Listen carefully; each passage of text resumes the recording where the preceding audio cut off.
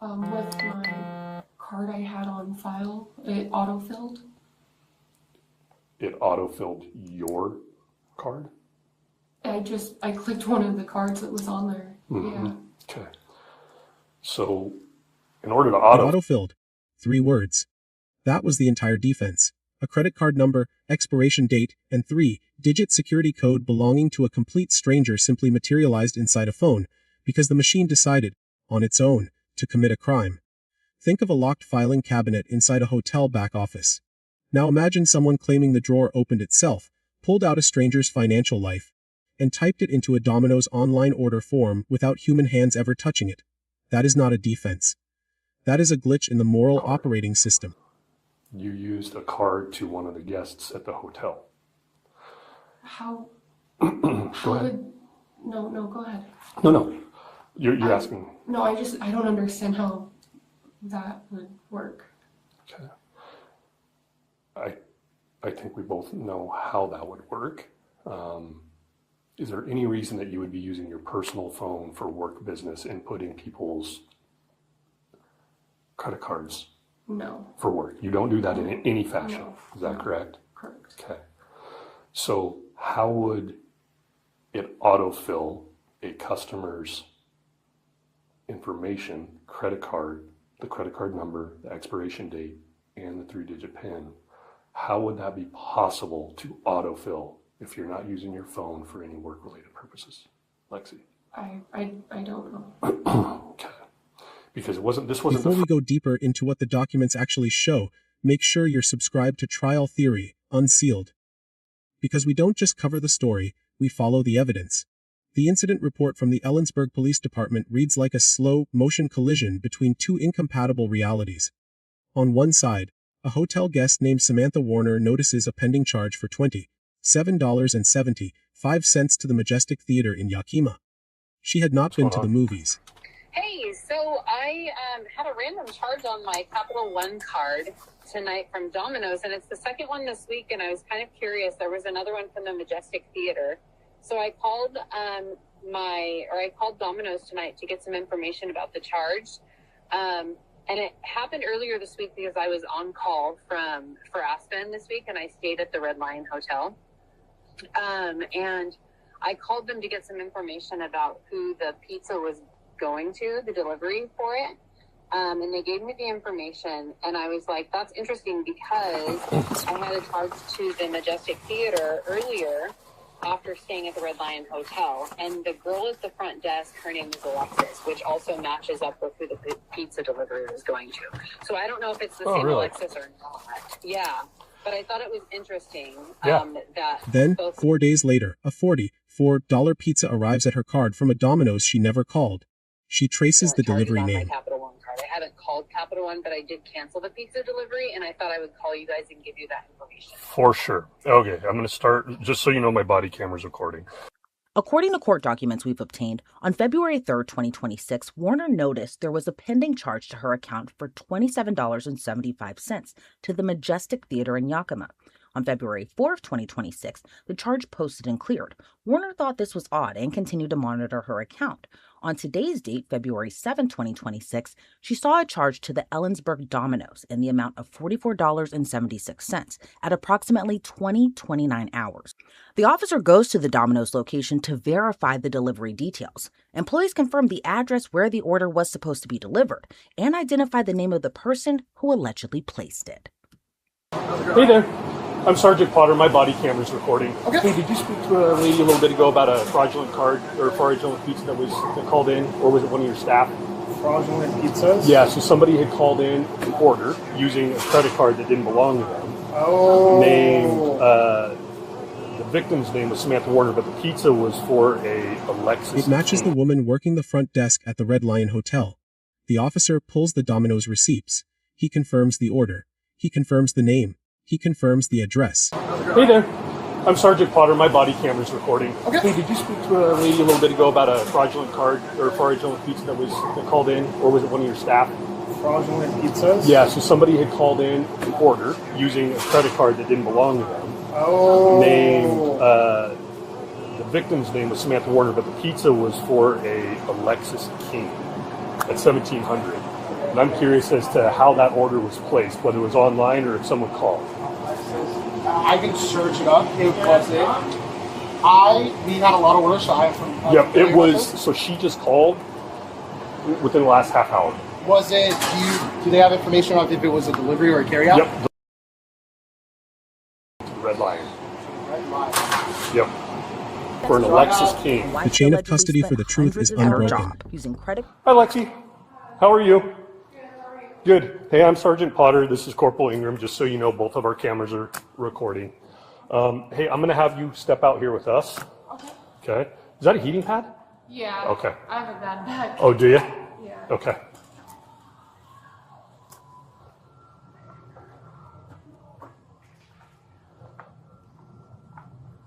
You going to come out this side? Yeah. Okay. Just watch.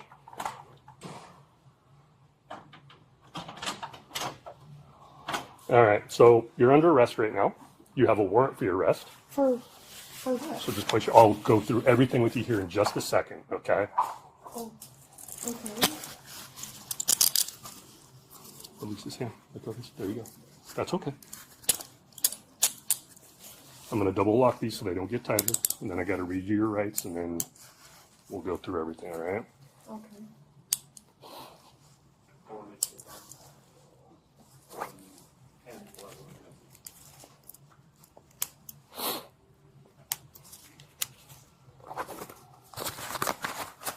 We'll stand right over here. You can face me, and I'm going to read you your rights real quick, and then I'll explain to you what's going on, okay? And we do have somebody else here to relieve you from your shift, Okay. okay? You have the right to remain silent. Anything you say can be used against you in the court of law. You have the right at this time to talk to a lawyer and to have him present with you while you're being questioned. If you cannot afford to hire a lawyer, one will be appointed to represent you before any questions if you wish. You can decide at any time to exercise these rights and not answer any questions or make any statements. Do you understand each of these rights I've explained to you? Yes. Okay, so two things. You have a The interview room is where the architecture of the lie collapses under its own weight.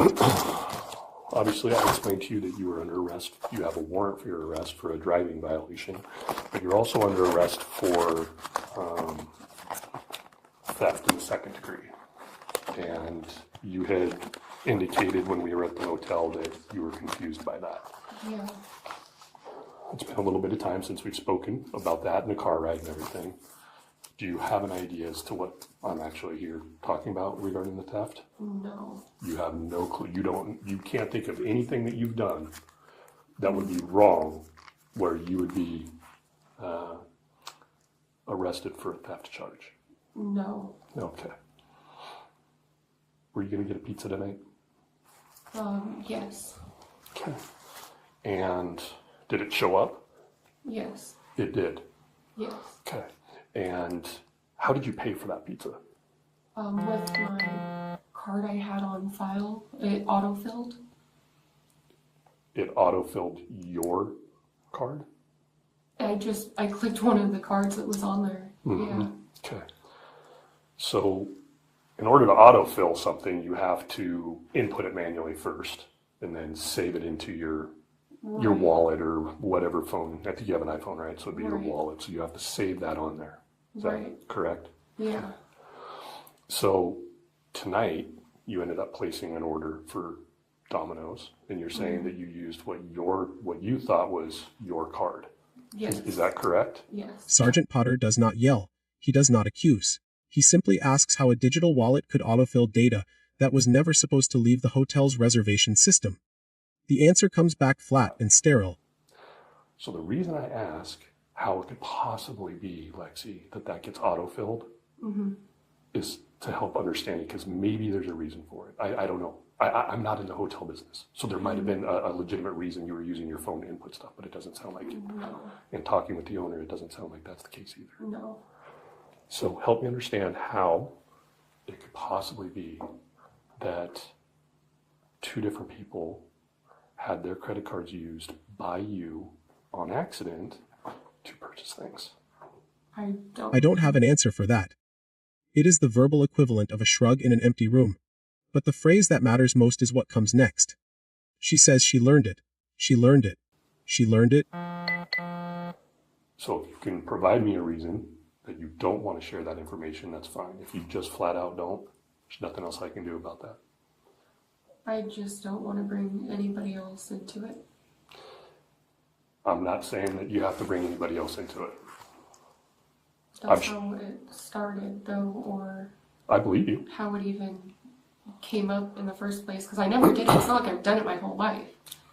It I came believe up that too. with what? I believe you Yeah, on that. You had to have learned this from someone. right. Okay. So if you don't want to provide that information, again, I can't force you.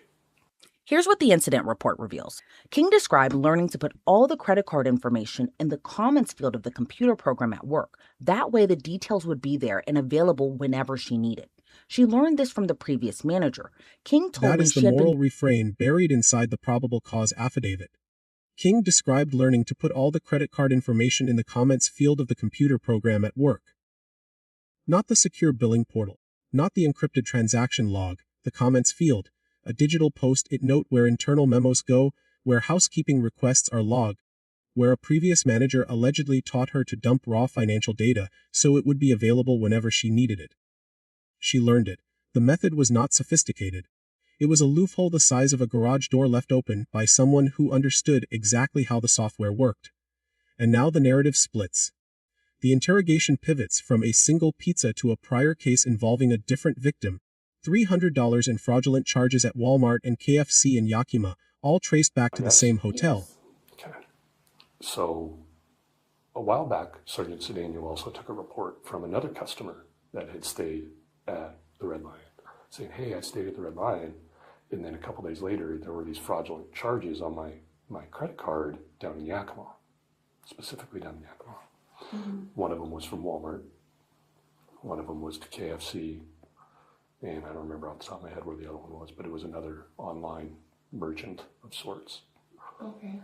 And The officer asks the question that reframes this entire story as something far more ominous than a desperate employee buying dinner. How many different cards would you estimate that you've used? How many different cards would you estimate that you've used in that time? I don't know. You don't know. No. Would you have a guess? The silence that follows is not empty. It is crowded with the ghosts of every guest who checked in, handed over a piece of plastic, and never checked their statement. Is the comments field of a hotel computer the modern equivalent of a bank vault with the combination written on the wall? She learned it. The previous manager who allegedly provided the blueprint had already walked out. He had reportedly blocked her from getting more than 16 hours a week. He told other employees she did not want the shifts. She was begging for them the entire time. We already got it. Okay.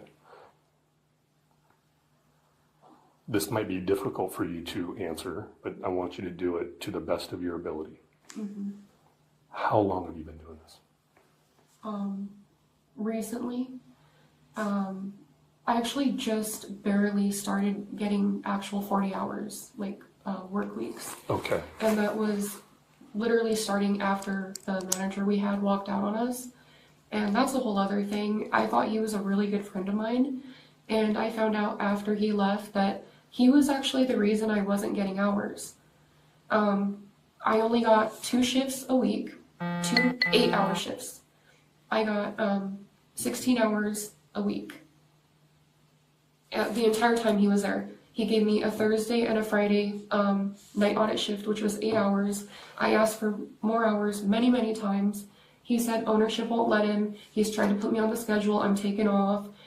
Even hearing from other employees themselves, they said that even when they had to call out or request a day off, they're like, well, why don't you just have Alexis do it? She only gets 2 shifts anyways. And he's like, no, she doesn't want them.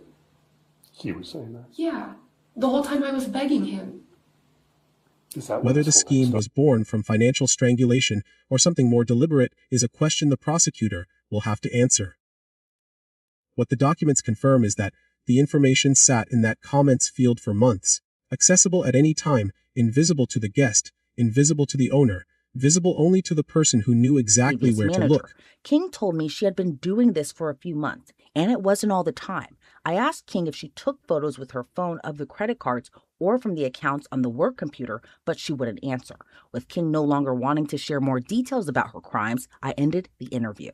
Alexis King was reportedly booked on 2 counts of second-degree identity theft, 2 counts of second-degree theft, and she was also booked on her outstanding bench warrant. Online records show Alexis King was released from jail the following day after posting a $5,000 bond. Her next court hearing is scheduled for September 24th. The arrest report lists 2 counts of second-degree identity theft and 2 counts of second-degree theft. She posted a $5,000 bond the next day. Her next court hearing sits on the calendar for September 24th. But the charging document contains a detail that should keep every hotel guest in America awake tonight. The officer specifically asked whether she took photographs of the credit cards with her phone. Answer that. I don't know. Would you take a picture of their cards with your phone? Would you write the information down? Would you take it from the computer? No. So how would that work? I don't have an answer for it.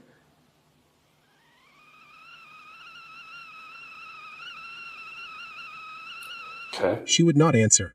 Digital images of credit cards do not I expire. didn't even know that's a thing, honestly. It is. Okay, yeah, I It didn't is. even know that. And they have people in your positions all over that have access to these things. Like they have access to people's credit cards by getting the information from them right at the time they check in. I need a card on file, so on and so forth. You have access to their name, their driver's license, their date of birth, their credit card number, everything you need to be involved in fraudulent scams, like significantly. Now, I'm not saying that's what you're doing. I truly I don't didn't believe even that. know that was a thing. Sure, I understand. But what makes me concerned is the fact that you won't explain or you don't want to explain how you're getting this information and why. Because then it takes me back to my detective days. I'm thinking, okay, is she part of something larger where you're giving this information to other people? No. How are you getting it? Why are you taking it? Is it just you? Is it other people? Are you pulling it from the internet? Are you pulling it from the records? Are you taking photos? Are you texting it to other people? No. That's what I'm concerned with. Right. That's why I ask these questions. Because we have to be accountable for all that information. And you possess. They do not get canceled if the victim requests a new number. They circulate. Pull the Kittitas County District Court records for case number ending in 346. Read the probable cause statement yourself. Then answer this in the comments. If a hotel employee stores your payment information in a comments field instead of a secure processor, who bears the legal liability? The employee who clicked save, or the franchise owner who never audited the system? I will read the most compelling arguments in our next breakdown. Make sure to like, share, subscribe, and turn on notifications for Trial Theory Unsealed. The evidence never sleeps. Neither do we.